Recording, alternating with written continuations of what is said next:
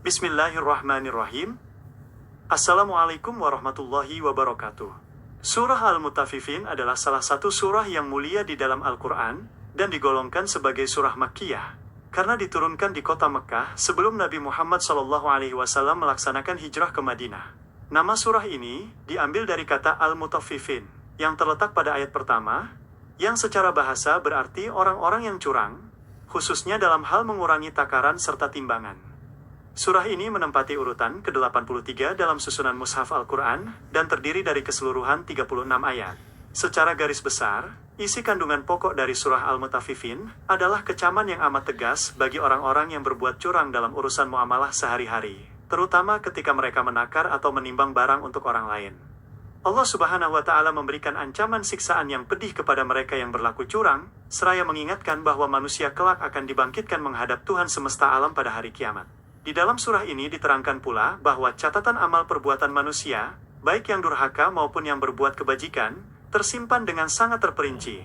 Catatan amal orang-orang yang durhaka dan kafir ditempatkan di dalam kitab Sijjin, sebuah tempat penahanan yang penuh kesengsaraan di akhirat kelak sebagai balasan atas keingkaran mereka terhadap hari pembalasan dan ayat-ayat Allah Subhanahu wa Ta'ala. Sebaliknya, bagi orang-orang yang berbakti atau golongan al-abrar, catatan amal kebaikan mereka dicatat dalam kitab Illiyin yang penuh kemuliaan. Allah Subhanahu wa Ta'ala menjanjikan balasan berupa kenikmatan surga yang luar biasa bagi mereka, di mana mereka dapat duduk di atas dipan kebesaran, sambil menikmati pemandangan yang menenangkan serta memancarkan keceriaan di wajah-wajah mereka. Surah ini juga menggambarkan bagaimana interaksi sosial di dunia antara orang-orang durhaka dan orang-orang beriman, di mana golongan kafir kerap kali menertawakan dan mencemooh orang-orang yang beriman.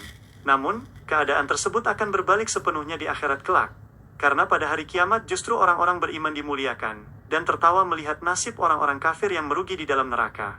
Pesan moral yang sangat mendalam dari surah ini adalah pentingnya menjaga integritas, kejujuran, serta keadilan dalam setiap aspek kehidupan bermasyarakat dan berniaga.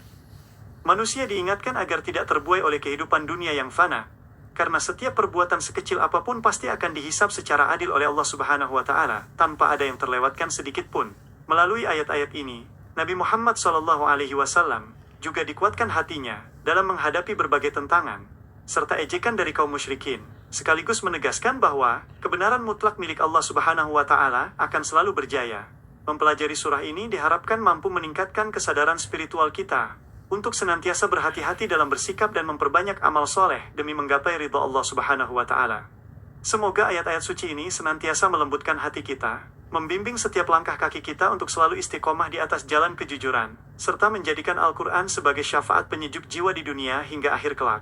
Terima kasih atas segala perhatiannya. Semoga Allah Subhanahu wa Ta'ala selalu melindungi kita dalam kebaikan dan mendapat keberkahan dari Al-Quran. Dan mohon maaf jika ada hal-hal yang kurang tepat dalam penyampaian. Wabillahi taufiq wal hidayah. Wassalamualaikum warahmatullahi wabarakatuh.